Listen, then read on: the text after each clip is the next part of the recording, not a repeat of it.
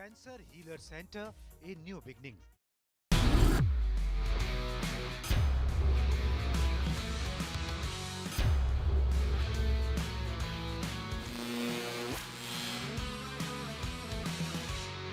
नमस्कार, स्पोर्ट्स 9 में आप सभी का स्वागत है। मैं हूं शिवेंद्र और जैसे जैसे आईपीएल के मैचेस की संख्या बढ़ती जा रही है वैसे वैसे रोमांचक मुकाबले भी देखने को मिल रहे हैं। साथ ही साथ बहुत कुछ पॉइंट टेबल में घटित हो रहा है जिस पर चर्चा करेंगे आज हम इस शो में। साथ ही साथ बताएंगे आपको कि आज किन दो टीमों के बीच मुकाबला होना है। बीती रात जो मैच हुआ उसका भी जिक्र करेंगे, लेकिन सबसे पहले शुरुआत कर लेते हैं आज के मैचेस से। जहां पर आज जो है मुकाबला होगा वो है 23rd यानी 23वां मुकाबला आज आईपीएल का खेला जाएगा, आईपीएल 2025 का। और यह मुकाबला होगा गुजरात वर्सेस राजस्थान। अहमदाबाद में शाम 7:30 बजे से यह मुकाबला जीटी वर्सेस आरआर शुरू होगा।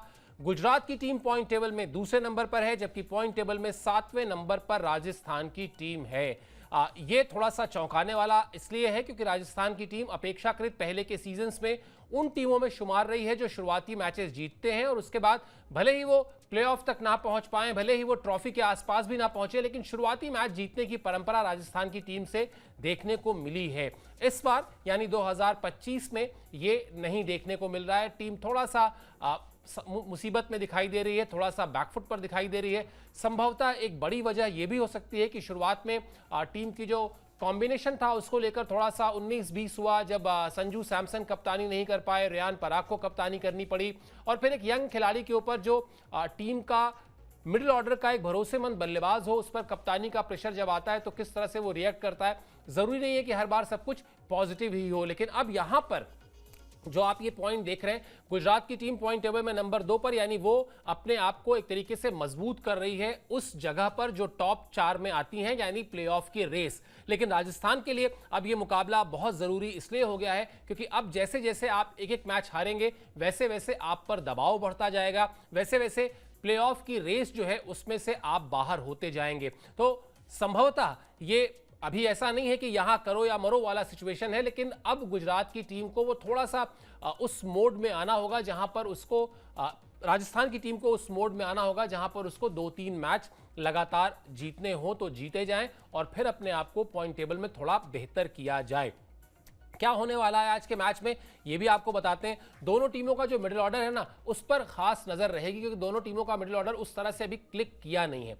ये खासा जरूरी है आज के मैच में दोनों ही टीमों के लिए। Jos Buttler, Rutherford, Rashid Khan जैसे विदेशी खिलाड़ी हैं गुजरात की टीम में।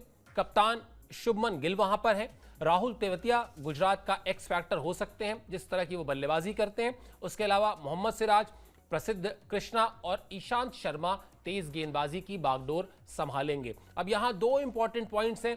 एक तो कप्तान शुभमन गिल से जुड़ा हुआ, क्योंकि कप्तान शुभमन गिल लगातार ये बात कह तो रहे हैं आईपीएल के इस सीजन के शुरू होने से ही कि उनको खुद लीडिंग फ्रॉम द फ्रंट जिसको कहते हैं वहां पर खड़े होकर पहले 6 ओवर्स में रन करने होंगे तेज गति से, ताकि स्कोर बोर्ड जो है उस पर मिडिल ऑर्डर के बल्लेबाज जो है उन पर उस तरह से प्रेशर ना आए और वो वहां पर रन पर थोड़ी देर क्रीज पर वक्त बिताकर रन जोड़ सकें। लेकिन अनफॉर्चुनेटली अभी तक शुभमन गिल इस तरह से कर नहीं पाए हैं। जिस तरह की उनकी बल्लेबाजी है, जिस तरह के वो खिलाड़ी हैं, जिस तरह का वो आक्रामक अटैकिंग बैटिंग करते हैं, वो अब तक नजर नहीं आया है शुभमन गिल से। उस तरह की पारियां अभी ड्यू हैं। तो एक तो वो बड़ी चीज हो गई। दूसरा जो समस्या है वो समस्या है फास्ट बॉलिंग डिपार्टमेंट में। कगिसो रबाडा को लेकर टीम आई थी, इस बार मैदान में उतरी थी, लेकिन वो उपलब्ध नहीं है। उनको लेकर जो कहानी है वो भी आपको आगे बताएंगे। चलिए, वो भी अपडेट आ ही गया है आपकी स्क्रीन पर। अभी तस्वीर साफ नहीं है, क्या वजह है ये तो नहीं पता, लेकिन व्यक्तिगत वजहों से वो वापस लौट गए थे।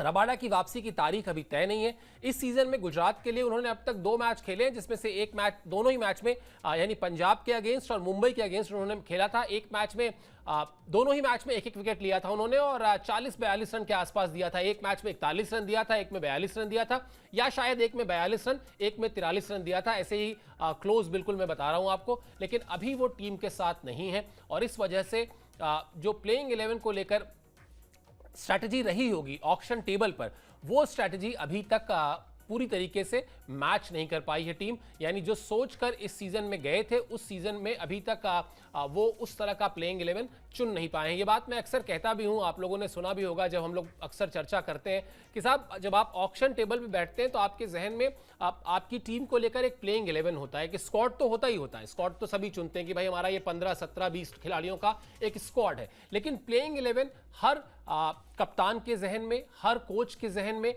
टीम मैनेजमेंट से जुड़े लोगों के जहन में, सपोर्ट स्टाफ के जहन में, फ्रेंचाइजी ओनर्स के जहन में, सबके जहन में रहती है कि ये हमारा प्लेइंग 11 होगा।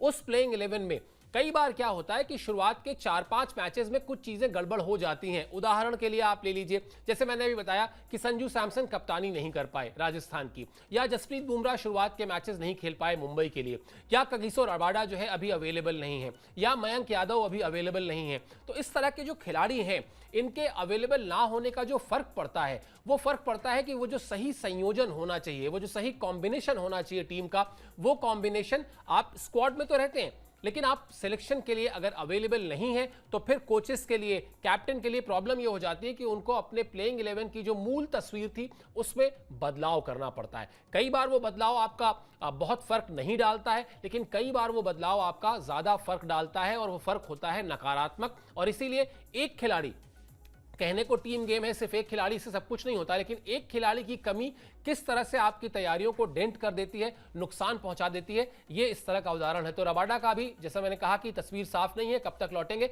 अभी फिलहाल जो है वो फ्रेंचाइजी की तरफ से उनको लेकर कोई अपडेट नहीं आई है कि आखिर क्या वजह थी, क्यों गए थे और फिर कब तक आएंगे और कब से वो सिलेक्शन के लिए अवेलेबल होंगे, कब से वो खेलेंगे। यहां पर एक थोड़ा सा पेंच फंसा हुआ है। चलिए राजस्थान की बात कर लेते हैं। राजस्थान की तरफ से जो बात अभी हम शुभमन गिल के लिए कर रहे थे, हालांकि शुभमन गिल कप्तान है, यहां पर यशस्वी जायसवाल कप्तान नहीं है, लेकिन उसी तरह के खिलाड़ी हैं, उसी स्टेचर के खिलाड़ी हैं जिस तरह से उन्होंने अपनी पिछले कुछ सीजन्स में अपनी उपयोगिता साबित की है। ऐसा भरोसा है राजस्थान की टीम को भी और साथ ही साथ उनके फैंस को भी कि यशस्वी जायसवाल बड़ी पारी अब खेलेंगे और ऐसी बड़ी पारी जो मैच के नतीजे पर असर डाले, यानी वो 35-40 या 45 रन नहीं बल्कि एक मैच विनिंग नॉक उनके बल्ले से निकले। संजू सैमसन कीपिंग भी करेंगे, कप्तानी भी करेंगे, ये बताना आपको इसलिए जरूरी है क्योंकि पिछले मैच से ही उन्होंने कप्तानी संभाली है, वरना उनकी उंगली में चोट थी और वो कीपिंग नहीं कर रहे थे, इसलिए अब कीपिंग भी कर रहे हैं, बतौर बल्लेबाज भी रहेंगे, कप्तानी भी करेंगे। और एनसीए का जो सेंटर ऑफ एक्सीलेंस है वहां से उनको फिटनेस सर्टिफिकेट मिल चुका है। Shimron Hetmyer, Hasaranga, Jofra Archer और तीक्ष्णा, ये 4 विदेशी खिलाड़ी हैं जिन पर नजर रहेगी आरआर के खेमे से। अब बड़े ही कमाल के खिलाड़ी हैं 4 के चारों, और चारों खिलाड़ी जो हैं इस लीग को, इस फॉर्मेट को बहुत बेहतर तरीके से समझते हैं। 2 खिलाड़ी ऐसे हैं भारतीय टीम के जो काफी एक तरीके से सीजन प्लेयर है जब आप बात करते हैं T20 फॉर्मेट की, ध्रुव जुरेल और नीतीश राणा। नीतीश राणा तो कप्तानी भी कर चुके हैं और अब जो है उनको इस रोल में देखा जा रहा है जहां वो राजस्थान की टीम के लिए एक भरोसेमंद बल्लेबाज के तौर पर अपनी जगह बनाने की कोशिश कर रहे हैं। प्रयास यही होगा टीम का, जो बात हम शुरू में कर रहे थे कि भाई राजस्थान की टीम भले ट्रॉफी के आसपास नहीं, पहला सीजन जीता, उसके बाद फिर काफी दूरी रही इस टीम की ट्रॉफी से। बावजूद इसके ये टीम अर्ली स्टार्ट करने में बड़ी अच्छी टीम मानी जाती है। ऐसा कहा जाता था कि पता नहीं बीच मैचेस तक, यानी मान लेते हैं अगर 14 मैच एक बेंचमार्क मान ले तो 7-8 मैचेस तक ये टीम अलग तेवर में दिखाई देती है, उसके बाद इससे गलतियां शुरू होने लगती हैं। अब पता नहीं ये ब्लेसिंग इन डिस्गाइज हो शायद कि इस बार शुरुआत में गलतियां हो रही हैं और धीरे धीरे वो टीम उस कॉम्बिनेशन में आएगी, उस तरह के रिदम में आएगी, उस तरह के तालमेल में आएगी जहां से जीतना शुरू करेगी। लेकिन फैक्ट ये है, कड़वा सच ये है कि अब उसमें देरी हो रही है। अगर अब राजस्थान की टीम मैचेस गंवाती है तो उसके लिए मुश्किल होगी। रियान पराग पर फैंस की नजर रहेगी। रियान पराग ने पिछले सीजन में अपने आप को एक भरोसेमंद बल्लेबाज के तौर पर स्थापित किया था, यानी खेल वो इस टीम के लिए पहले से रहे हैं, आईपीएल को अच्छी तरह समझते हैं, रन्स भी करते रहे हैं। लेकिन एक खिलाड़ी के रन बनाने में और एक खिलाड़ी के रन बनाने के साथ साथ अपने फैंस पर यह भरोसा बनाने में कि मैं जब तक क्रीज पर हूं तब तक मैच लाइव है, तब तक ये मैच हमारी टीम हारी नहीं है,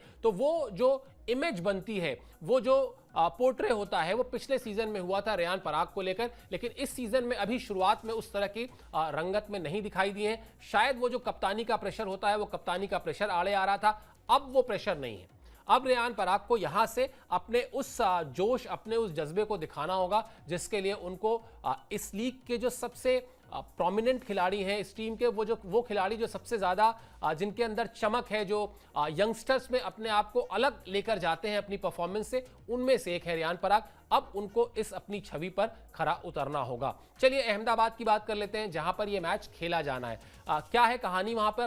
कहानी है साहब कि हाई स्कोरिंग मैच देखने को मिल सकता है, यानी ये काफी हद तक संभव है कि आपको 200 से ज्यादा रन बनते दिखाई दें। अब ये 200 से ज्यादा रन गुजरात की टीम बनाएगी या राजस्थान की टीम बनाएगी, ये कहना अभी मुश्किल है, लेकिन हाँ लगभग 10 के आसपास की एवरेज से यहां पर रन बने हैं। अब पेच ये फंस रहा है। देखिए ये जो पॉइंट आपकी स्क्रीन पर इस वक्त है, ये बड़ा इंटरेस्टिंग पॉइंट है और ये बड़ा पेच वाला पॉइंट है। अहमदाबाद में दरअसल लाल मिट्टी वाली पिच भी है और काली मिट्टी वाली पिच भी है। काली मिट्टी की पिच पे क्या होता है कि भाई धीमी होती है, थोड़ा उछाल कम होती है, थोड़ा स्पिनर्स यहां पर फायदा उठाते हैं, जबकि लाल मिट्टी की पिच अपेक्षाकृत तेज होती है और वहां पर उछाल भी ज्यादा होता है।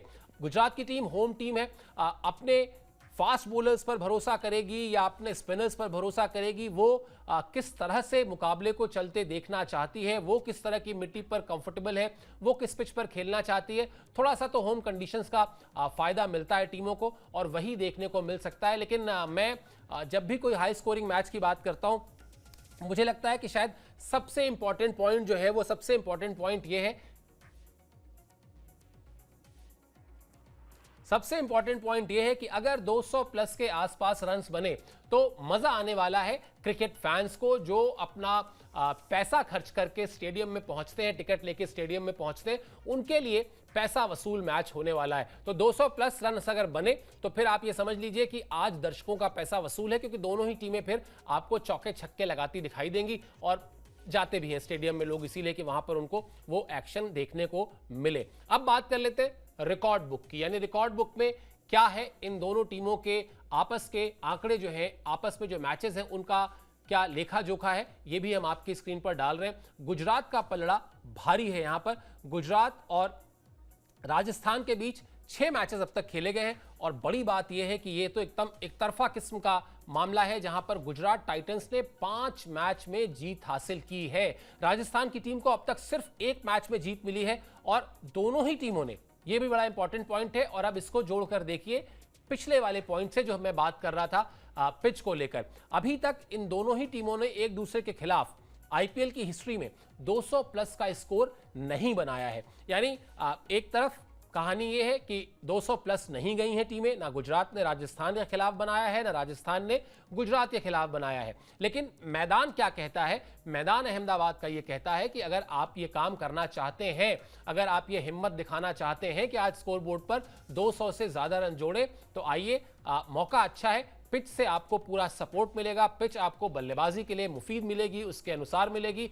आइए, हिम्मत दिखाइए, थोड़ी आक्रामक क्रिकेट खेलिए और वो जो टीम इंडिया का एक हाल फिलहाल का एक आप कह लें कि मूल मंत्र है, हाई रिस्क हाई रिवॉर्ड, यानी थोड़ा जोखिम ज्यादा लीजिए तो आपको रिजल्ट भी बड़ा मिलेगा। तो अगर आप गुजरात या राजस्थान की टीम चाहती है कि वो ये जो 200 रन अब तक नहीं बने हैं, इस बैरियर को क्रॉस किया जाए, इस बाधा से आगे निकला जाए, तो फिर वही हाई रिस्क लेना होगा। अगर आप हाई रिस्क लेते हैं, यानी अगर 1-2 बल्लेबाज आपको किसी एक पर्टिकुलर गेंदबाज के अगेंस्ट ज्यादा आक्रामक होते दिखाई दे तो चौंकिएगा नहीं, वो पिच का खेल है। पिच ने कह दिया है कि भाई बल्लेबाजी के लिए आपको अगर रिस्क लेना है लीजिए, आपको गेंदबाजों के लिए बहुत ज्यादा जान है नहीं। तो अगर आज ये आंकड़ा बन जाए तो फिर घूम फिर के बात आएगी कि फैंस के लिए मजा आने वाला है। चलिए, मजा एक आपके लिए और आता है हमारे सवाल से, यानी जो हम क्विज आपसे पूछते हैं, जो हमारी वेबसाइट पर आपको हमने इस आईपीएल को लेकर आपसे जुड़े रहने के लिए एक नया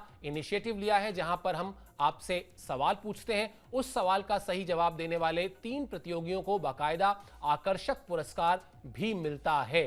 क्या है आज का सवाल? आज का सवाल यह है कि राहुल द्रविड़ किस टीम के हेड कोच हैं? ऑप्शन है Gujarat Titans, Mumbai Indians, Rajasthan Royals, Delhi Capitals. अब मैं बहुत आसान भाषा में, आसान शब्दों में आपको इस क्विज में पार्टिसिपेट करने का तरीका बता देता हूं, भाग लेने का तरीका बता देता हूं।